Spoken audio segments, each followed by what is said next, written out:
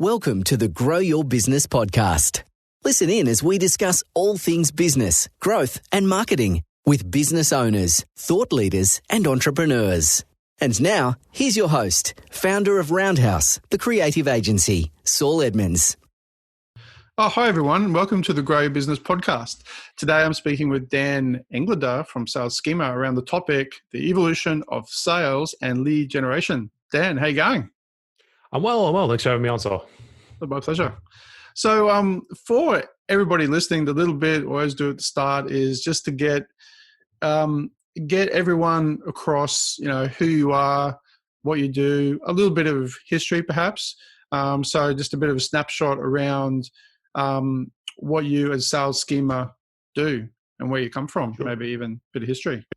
Yeah, absolutely. So again, Dan Englander, and I'm CEO and founder at Sales Schema. And basically, we're a fractional, which is a fancy way of saying outsourced sales team, exclusively for ad agencies, marketing agencies, and related marketing service companies like web design development. So basically, in a nutshell, what we're doing is getting leads and setting appointments in a targeted way to keep the pipelines full for our clients so they can spend, 99% of their time getting on sales calls and doing the high level stuff and building proposals as opposed to, just getting agreement to a meeting. And it's kind of a weird little niche to fall into. So, my background originally was I moved to New York after college, waited tables and stuff. And when you don't know what you want to do in New York, you somehow kind of magically find yourself working for an ad agency. You don't make other plans. So that's kind of what happened to me is I was working in accounts for an agency, and as we were doing social media, so like literally monitoring a Facebook wall when people's headphones would break or whoever the client was, because of some bigger consumer accounts. Moved on from there to, I think, a role that a lot of agency owners and a lot of agency execs find themselves in, which is kind of that split sales client service role where you're kind of running back and forth between making clients happy and then trying to win more business and so on. So I learned a lot from that role. And I was basically the first hire at a animation studio called Idea Rocket in New York. Helped them grow. At the end, we kind of went from a low 6 to, kind of a mid 7-figure realm. Won a bunch of Fortune 500 clients from that. Learned a whole lot about selling, complex marketing services, selling stuff that's creative, that doesn't have a dollar ROI tied to it all the time. And then kind of went off on my own for a while. I ended up traveling Asia. I self-published a couple business books on account management and sales, and then basically landed on lead generation because it was something that I felt like was a big need and was missing in the agency space, and something that a lot of the initial clients that I took on needed help with. And also it was something that I knew about that could actually scale past my time, of just giving people fancy strategies and ideas they could run with hypothetically if they had time. So that's kind of the in a nutshell origin story there. Yeah. Yeah. Actually, that's an interesting point. That last little point that you made about the fancy ideas is, I suppose that's a big one that's very common across, ever since I can really think of, with having a strategy of any sort is only really as good as how well it's executed, I suppose. But instead of saying that too, I'd be really interested to hear your thoughts and I guess how Sales Schema then works in terms of, if you're saying to somebody, we've got a strategy for you, like how does that, from that kind of idea roll out? Because traditionally, in many instances, like you sort of said, there's, and I suppose it's still quite common, like where people have a strategy, they either give it to the client or then they say, or they paid for a strategy, then they say, well, now you have to pay for the implementation of it. That's a bit of a hard sell always, really, isn't it? Like when, that's a hard thing for people to swallow, because even if people know, and they generally do, that a strategy is just that, it's a strategy, it's not other things. There's a funny, I don't know what you think about this, but there always seems to be this funny thing where there's an implied thing about some work being done sort of already, even though that's obviously not the case. Yeah, exactly. And that's basically, why pretty early on, when we started the business, we pivoted to, a done for you model as opposed to just an informational model, right? And I'd say that in terms of how we position ourselves, and I think this also applies to our clients in a lot of ways. It's more about filling in, a knowledge gap, but also equally as much, if not more so, a labor gap, right?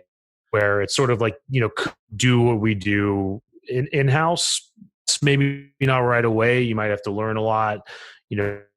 You could probably eventually do it, but it's going to cost a lot more.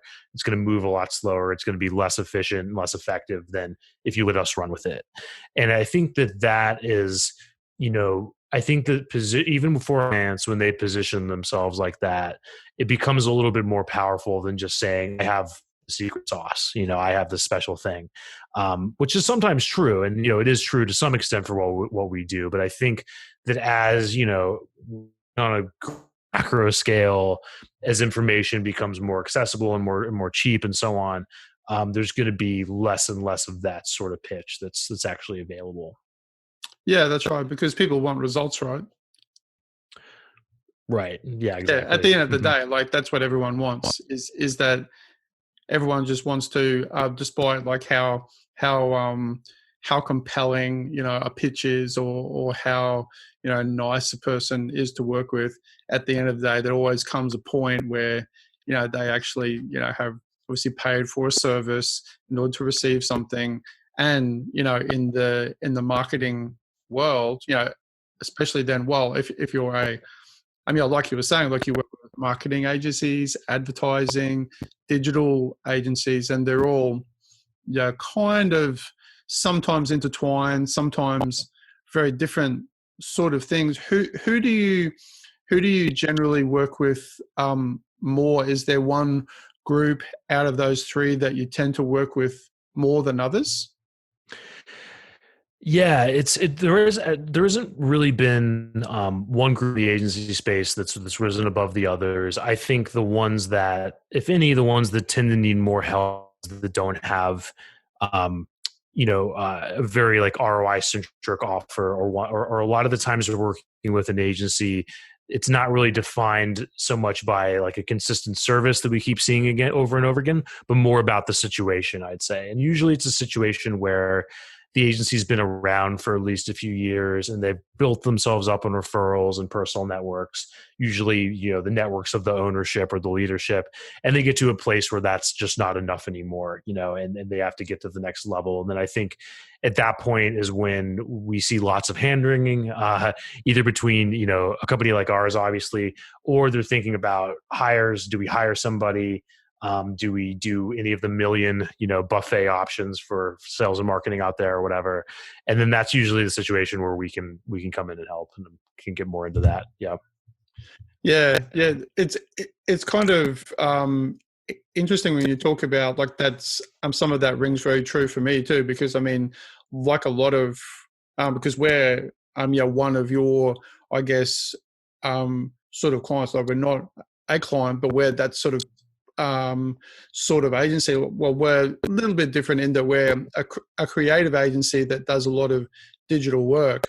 But yeah, I certainly know, like me and probably a lot of people in our industry here too that I know, that idea of building up a business from a personal network and word of mouth has been huge. Like that's a really big part of even to this day, that's still really important.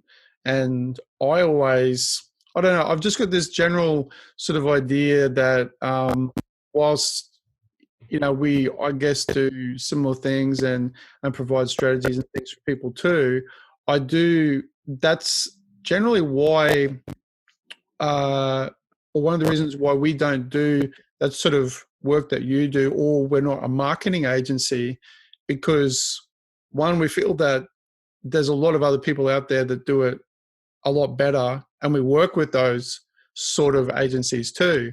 But the thing that I always, I guess, it crops up in my mind, and I know it's conversations with other people too in our industry, is those things that you obviously provide services for, those pain points about, your agency reaches a certain size, you don't, it's either like, do you employ somebody else to come in to handle things because you think it's better to do it in-house because you've had bad experiences in the past, or because you don't know, or so where, I mean, I say if hypothetically, just give you like a hypothetical scenario, someone like me or a marketing agency comes to you and says, "Oh, look, I don't know. I feel like it's going to be better to have somebody in house that I can trust. Like, what is it about what you do that's going to convince me to, to kind of use your services when they don't? I mean, I know you. Like, what do you say to them?"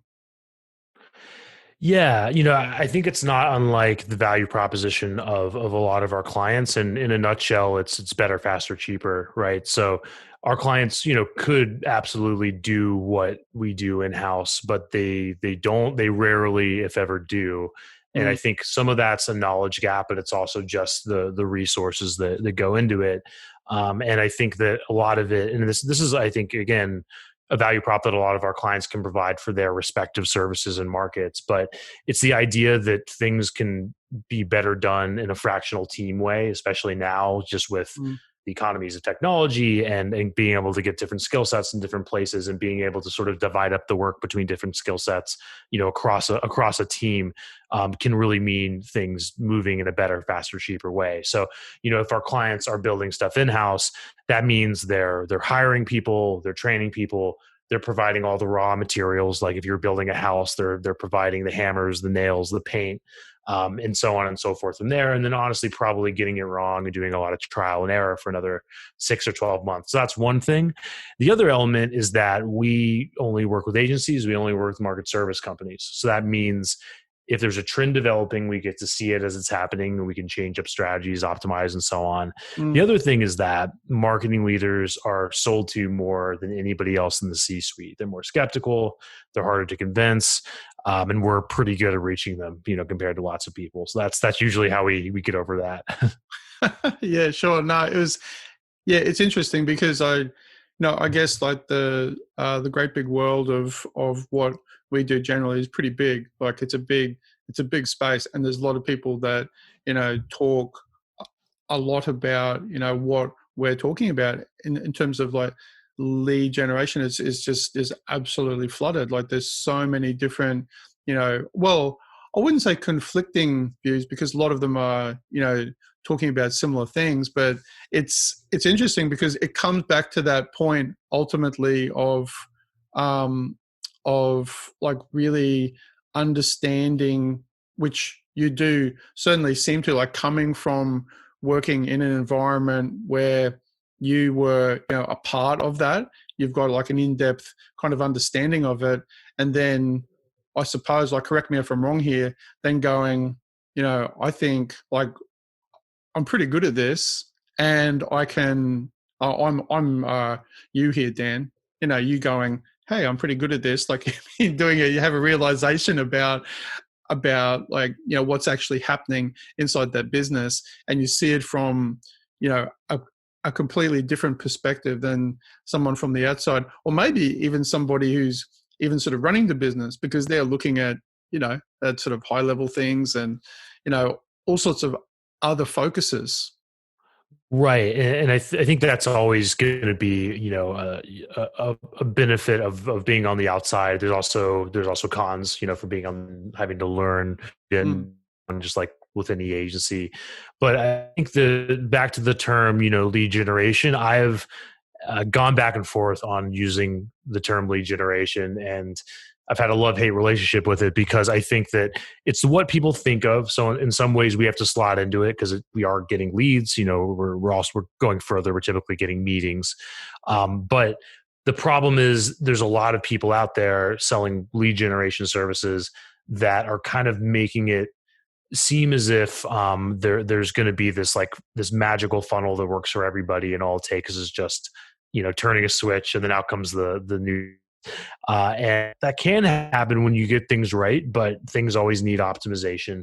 And I think on the other side of it, there's a lot of overcomplication, and there's a lot of just going way too far and building these systems that are completely overwrought for what you're trying to do, because all you're really trying to do in this process is de-risk a conversation, right, between yourself and somebody that you can potentially do business with.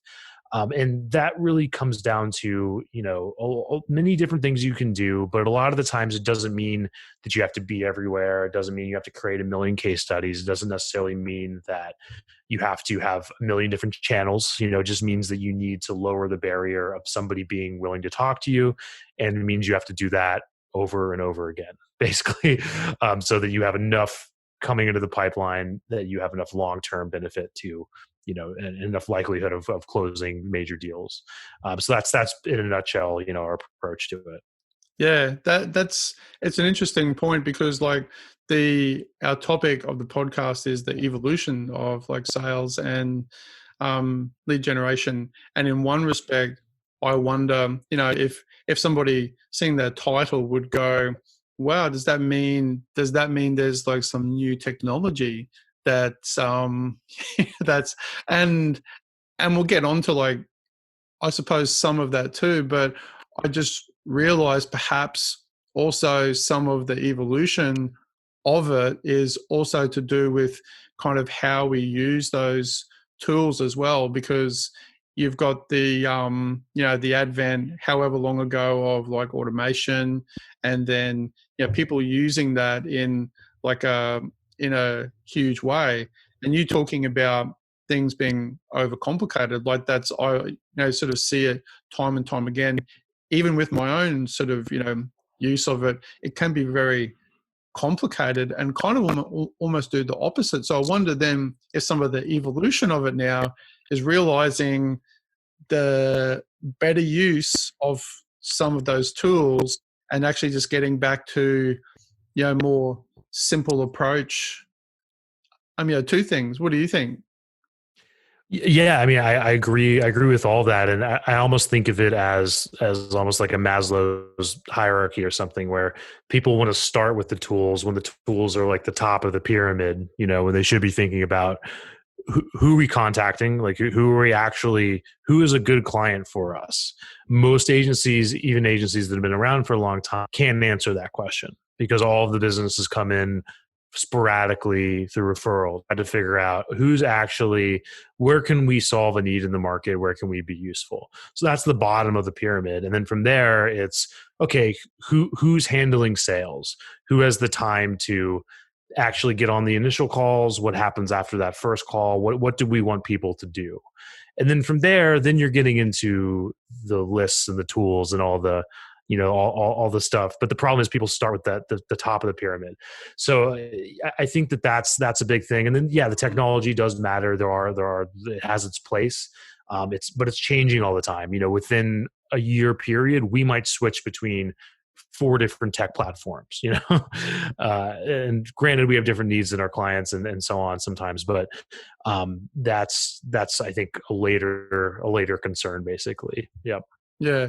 I think that idea of time too is like certainly a big one that is completely overlooked. Just the time that you simply have to do things, to have an individual person, assigned to a certain task. Like it's a problem in, I suppose, general life too, or in any sort of service, or almost all industries, is to actually to go, I want to do A, and in order to do that, I have to get B, C, D, E, to do these particular tasks. But if you don't do that, and you kind of go, like you were saying, to the top of the tree with the tools, and you're looking at the tools don't relate to any of that really. All they do is, and they're great. I mean, like a lot of the tools are amazing, but when you dive into technology, there is, I feel that it sort of gets back to the idea of things evolving. I sort of have this general feeling about technology these days in all senses, that people are going to come a little bit full circle, and after being swamped by automation tools, use of technology, mobile, what have you, people are coming back to a different realization around how they can be used better. I think perhaps for their time.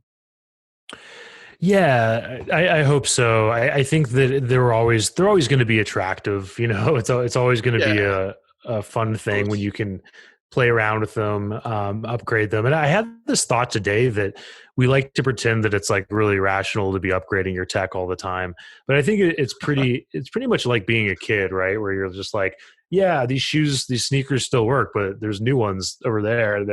They're flashy and they have lights on Yeah, them. it's not I logical, think. really. It doesn't make any sense. Yeah, exactly. And I have that thought at least once a week, and I know it's not rational. I'm like, hey, the tech stack works pretty well. Yeah, I had this one little issue here for one little issue there, but the cost of switching is going to be massive, and then I'll probably have a whole other set of issues. But still, I'll have the thought like, well, look, well, that's a cool gadget. That's a cool piece of software. What if we use that? So it's. But in my head, I think it's just like when I was a kid with the sneakers. Oh, pretty much, yeah. I mean, I still do the Yeah. same thing. Like I use, like heaps of agencies who use project, management software to manage projects and things. And I've been using like one for years, and fairly regularly, like probably every few months, I'll go and look at like some other project management software still and look through their features, even though I've already looked through them and I've already generally know. I'll still look through them and go, maybe there's something better. And I always return to the fact that, why am I doing this? I did this like a few months ago. I did the same thing. I'm having like a flashback. And then Yeah. the same, but it's that same, just like, what if there's something that's going to be make it more optimal in that sort of way? Yeah, and I want to kind of give the devil his due because I do think there can be an element of like function following form, and sometimes Yeah. these software companies do have a philosophy for how things should be operated. I just don't know if it's if it should be as big of a priority or as a starting place, as much as people make it out to be. So, but yeah, I mean they do have their place, I guess, at some point. Yeah, that's right. So when you're working with people too, and like is a part of what you end up talking to people about who's going to be assigned then to these tasks. Like you go, here's this strategy. This is what we're presenting to you. This is what XYZ. Now, who in the organization, like the particular roles that people actually take up to do these things. Yeah, it's a good question, and I think it's a much better starting place than obviously the software and stuff. So basically, what we do in our team, and I think even if people never hire us, they can hopefully kind of cobble this together internally. And even if they don't have a big team, even if you can't say here's the dedicated sales role, at least you can start to think about it. Okay, this block of time I'm devoting to this task, and it's not going to get interrupted by clients or anything else, and so on and so forth. And in our experience, those are basically, a few different roles. So the first is, the new business role. So the person who's getting on the call, who's closing business, who's building the relationship and so on. That's pretty much an in-house role, no matter how you cut it. That's because we're dealing with complex marketing services. If we were selling, I don't know, barrels of oil, maybe you could outsource that, but it's going to be a relationship-based sale. So that's always our client. That's either, sometimes an owner, sometimes a new business person in that seat. The things that I think are external of that we're filling are typically an account manager that in our particular situation is also doubling as an appointment setter or kind of like a BDR in the States. We call, I don't know if you have that in Oz, but business development rep. So it's a junior level sales role. And that's somebody that's taking people that might be on the fence, that might have questions and objections, and essentially teeing them up for the more senior person. Yeah. In addition to that role, the second role that we're filling is strategy. Basically figuring out, okay, we're contacting these markets. So what's going to get in? What's going to be effective copy? What are personal commonalities we can use between the new business person and them? What's going on in those markets now? What are the pain points? So the sort of higher level stuff. On the back end, data purveyor, builders, all sorts of people that are filling the data up basically. So I think that if you're building, if you're doing those roles in house, even if you don't have them all filled, as an owner, you kind of want to divide your time up into those blocks. So you might have, a certain amount of time where you're like, I'm going to think about high level strategy. Maybe that's your morning time. You're thinking about copy and who you're contacting. Have kind of lower level hustle time. Okay, I got to follow up with this person. I'm going to set aside this block of time, follow up, see what's going on with this person that said they wanted to talk in a week, or they had a big shareholder meeting or whatever. And that's a little bit lower, lower cognitive energy, but still really important. And then you have various delegation and operational time. That might be where you're delegating list building tasks or buying, dealing with making the software work or whatever. So that's kind of how we think about it. Yeah, sure. I mean, that points to all that sort of stuff you were talking about points to, I guess, kind of perhaps a bigger issue that a lot of people have, which is almost kind of, from what you're saying, almost seems to be at the heart of perhaps things like how well things are going to work or not work, which is then just time management. Because then sort of saying that, I mean, that's 100%, that makes 100%, sense, of course. Like, that's the most logical, sensible, very pragmatic, great thing to do. But then how to one, I guess, either train yourself or you guys to help other people then manage their time. Is that something that you do, or do you just go, that's the responsibility of other people, or is that like something that you go like, here's some strategies to help you to manage your time, if that's been an issue for you? Yeah, good question. So we're pretty much on a the done for you model, where we're actually filling in most of those seats. The only one we're not filling is the new business role, and the other jargon is account executive in the enterprise tech world, the agency space. It doesn't matter what you call it. The person the closer. So we're not filling that, and that's an expectation we set pretty early, that hey, if we're going to work together, you need to be setting aside at least a couple hours a day on sales, on following up with the people with whom you already have a relationship, doing the stuff that only you can do or somebody in your organization can do. And I think that, to back up on that a little, one thing that we often see people thinking about that I think rarely works is trying to get yourself out of the sales seat too early, right? So if you're an owner, and you're like, I've gotten all this stuff on referrals and it's worked really well, but I'm tired of sales. I don't want to sell anymore. Let me go hire a veteran to come in, and I'll get them a portfolio. I'll tell them about our market and our services, and they'll go out and kill it. That rarely works. And that's because it's sort of like hiring a driver before you have the car. So our whole philosophy is, whether you hire us or build it in-house or whatever, build the car first, which are those lower roles, the people that are essentially teeing up meetings and being the foundation supporting the higher level role. So that's what we recommend doing first. And then beyond that, with time management and stuff, and we have started to do a little bit of done with you stuff. Like, we have a course that's in beta. We might do other things in the future, and that's for agencies that might not be ready to take us on yet, or whatever. But in that course, what we talk about is, even if you're swamped and you're dealing with clients, that you can at least kind of divide your time up accordingly.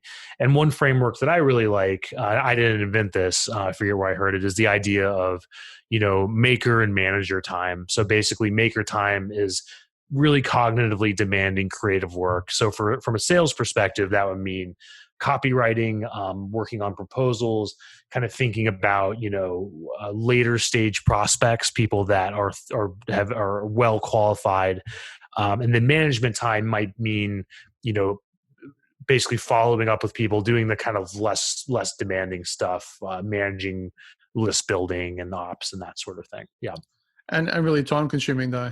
Yeah, it takes a lot of time.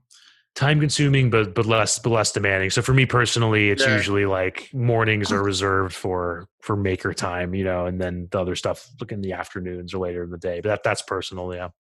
Yeah, no, that's right. I mean, it's certainly something that I sort of struggle with, and I'm sure that's the case, like with a lot of people, is that idea of splitting up, being able to split up your time when you're sort of in the midst of all the chaos, and actually and sort of being, I guess having partially the discipline then to make sure then you stick to that, despite other things sort of happening in in the background, or the, you know, things that demand your time, which I suppose like you can't avoid some things, like you just have to, and then, you know, be flexible enough to shuffle things around.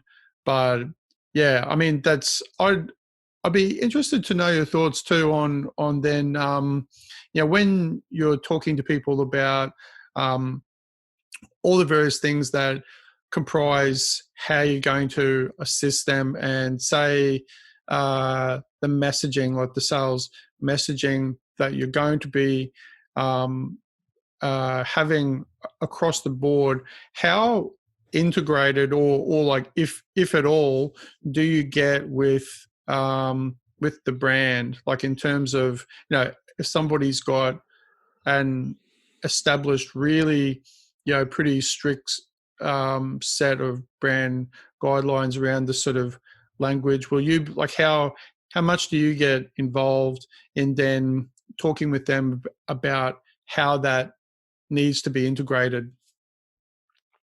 Yeah, it's a really good question, and it's changed through time. And I think there was a time when we were much more brand focused, and we would sort of get really differentiators and sell kind of like brand first, and that used to work for a while. And then over time, it's just started to decline in its effectiveness. And I think that there are exceptions. Where it tends to work really well is when our clients are really well differentiated or specialized, and there's different ways that plays out. Sometimes it's because they have a really, you know, cool piece of technology or something that's new. Sometimes it's because they focus on one to a few similar verticals, and people go on the site and they're like, oh my God, you know, this is the agency for me. And we're kind of like that for our market in a way. But I think by and large, for most of our clients, where things are heading is more about personal relationship building, you know, more connecting on an individual level as opposed to an account level. And then once we can get them in, then 9 times out of 10, what's happening is the person saying, so, you know, tell me what you do. Let me see how I can help. Either, you know, they're able to, either we're getting in with the right person right away, or we're getting in with somebody that's peripheral to the right people, and they're getting a referral, and then they can work their magic and do what they normally do. I think things are trending more towards the latter approach for most agencies. So that's kind of what we're doing right now.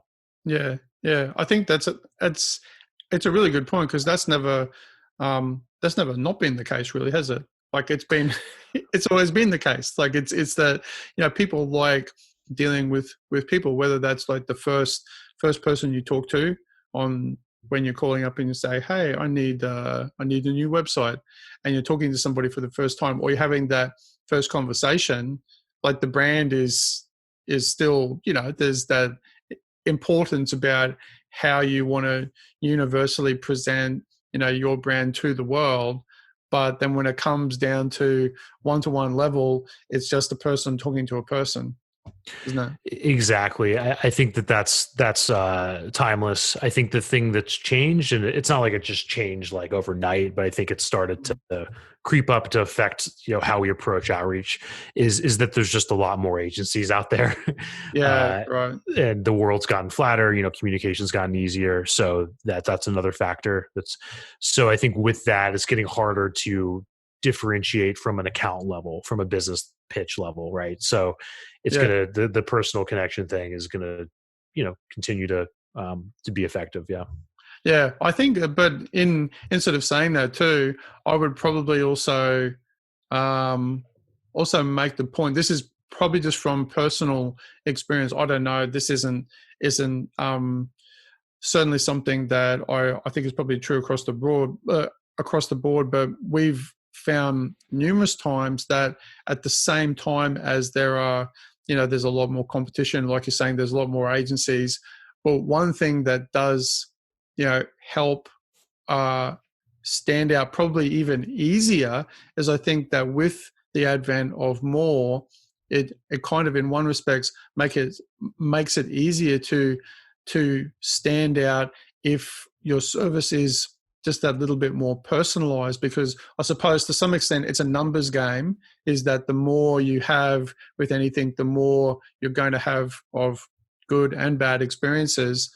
But there's, if things are faster and bigger and more, that I've found in general, this isn't just in our industry too. It's just with, looking for a carpenter or like looking for other things. There's more competition, and you stumble across finally somebody who is just going to be like a little patient and spend a bit of time and is friendly. It stands out more because you've already gone through like 8 people, to try to find something in some instances. And so the one you finally come across actually stands out more because like you've had this really big contrast. Yeah, that the experience of working with an agency and all those things that are ephemeral are super important and like absolutely matter to a huge degree. I think the thing that's tougher is getting to a place where people get to all those good things. Where Right.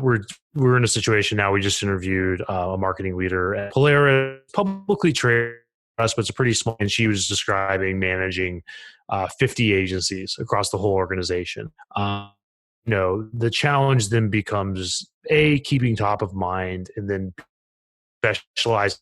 They can figure out, okay, this agency solves this particular problem. This agency this issue, as opposed to we do everything. We can help you with anything and everything. That becomes really hard to make work these days. So yeah, I definitely agree. I just think it's the harder thing is getting to that point, when they get to experience all that. Yep. Yeah, very true. Yeah, there's those really simple practical things like actually answering the phone. It sounds stupid, but it's true. Right. It's like, it's just I'm specifically speaking about our industry. I'm sort of thinking about other industries more specifically, sort of trying to find people, but that's, it comes back, I suppose, to I guess to some extent a culture in an industry, because industries do have, like, there's obviously cultures inside businesses, but sometimes you find, I don't know what you think, but there's a certain culture in a certain industry about, what you should, how you respond to people, and it sort of flows across, through to other people magically somehow, and they all then seem to be doing it. Yeah, and this is something I've talked a lot about. I think that the agency world is kind of like in this weird spot where there was a situation, for generations, right? And you can see this if you watch Mad Men, where basically like there was an account that would stick with an agency for forever. You'd win an account and then they would be with you for a long time. And I'm not saying that we're still stuck in like the Mad Men era. Like obviously things have changed, but I still think there's a different approach to new business that is a little bit more complacent, a little bit more focused on the client should, respect me, respect my ideas. It tends to sometimes be a little bit self-centered, where it's sort of like, here's our portfolio, here's how awesome we are, but it's not really like it's rarely focused on second person. It's rarely like, here's what you're up against. Here's the problem we can solve, and so on. So I think that things have changed, and the brand, there's a lot more agencies, so that means the brands have a lot more to pick from. They have a lot more optionality, but the agencies haven't really adjusted to that. They're still kind of operating under this idea that we're just going to do good work and then the work's going to come to us. And that's still true. That's not untrue. If you do good work, you're going to get referrals, but it may not be, quite enough anymore. So I think that's kind of what we've observed anyway. Yeah. With the competitive sort of landscape, I suppose, but there's that attitude, I guess, too, of the artist, as that, that you're, that which is it can just be really annoying, for people, to sort of they come across when they just want some stuff done, and they just really like, if it was me, I'm a consumer like we all are. If I want someone to help me out with something, ultimately I just at a very simple level, I don't want much more than a good job done, a fair price, and friendly service. I don't have very high expectations, and I think I probably fall into like what most people would like. They just want simple. They want something done. They've just taken the time to to call up. Most people don't want too much pomp and ceremony about it. Right. Well, I mean, it depends on your goal as an agency and kind of where you're looking to fit in. But I think that this whole thing that like artists can't be hustlers, yeah, I'm not sure if I agree with it. Like you have, my David Bowie invented a new form of bond, right? He invented the Bowie bond. He got his patrons to fund his future work, and I think that there's a lot of opportunities for creatives, to kind of get out there and go win business. I just don't know if you can have it both ways. I don't know if you can be in this kind of reactive mode and then also be upset when there's not enough in the pipeline, right? So Yeah. it takes a balance, I guess. Oh yeah, well you can, but it's probably not going to work out, right? Yeah, exactly. Yeah. Yeah, I mean you can. So say if it's just like I'm circling back to the general topic too about the evolution of sales and lead gen. What like say from a technical point of view, outside of the personal and the human kind of things that we've been speaking about, what kind of things have you seen or that you use, talking to agencies about, like just good tools that actually make people's lives easier? Yeah, it's a good question. I wish I had more like Well, it's a big, snazzy tools people use. But let pretty me big questions. So sorry in advance because it's a, yeah, I guess, things yeah, that, yeah. yeah, So I'm a big believer in having CRX that everybody can understand easily and that's simple. So I think for our world, it's all about the CRM, and I think the better thing is to think about like where you use different tools. And for us, I think that you can make things fancier than they are.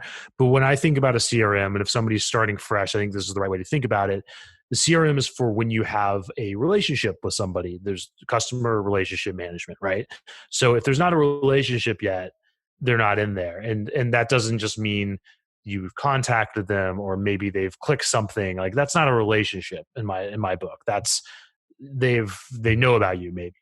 A relationship is some sort of interaction. So maybe you've gotten on the phone, you've at least had an email interaction worth individual non-automated attention, right? So once somebody's left the places where other people are coming from, maybe that's an outbound email campaign over here, maybe it's Google ads over there, maybe it's a webinar over here, and you have that relationship, then they can go into the CRM. There's exceptions to that. You might have a CRM that's really fancy and does other things, but I think that that's the right way to think about it first. So as opposed to thinking about this tool or that tool, it's better to think about what's simple and what you can actually use.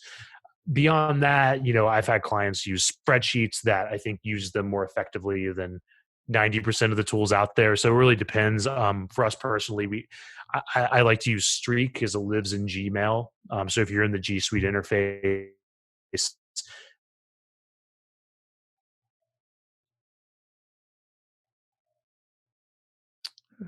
hey there, Dan. there is, like anything, there's pros and cons. Yeah. Oh, sorry, you dropped out a little bit there. Sorry, Oh. the internet is I'm sort of slowing down a bit, but that's all right. Yeah, no, I think it's a really a valid point, and I think it just gets back to some of the other things we were saying about at the heart of it, I guess ideas come first. That you've got the ideas around what you're going to do and how you're going to do it come first, and then the tools come second. After that, you don't the tools aren't an end in themselves. They're just there. Ultimately to do, to roll something out or to assist with, a relationship. I think that's a really good point about CRMs, and it's sort of something that does get to the heart of like all those points we've been talking about. So I guess as we're sort of nearing the end of the podcast, I'm going to ask you, Dan, for a relevant quote or something that you like, that you feel doesn't have to be relevant, but something that you just like to share? Yeah, it's a little bit of a cliche quote, but I keep coming back to it in my head, and it's basically, and I forget. I just had the person's name. I can Google it real quick, but the future is here. It's just not evenly distributed, right? And I think that I keep seeing that more and more, and just kind of observing it. And I think that a lot of the times it involves everything we're talking about.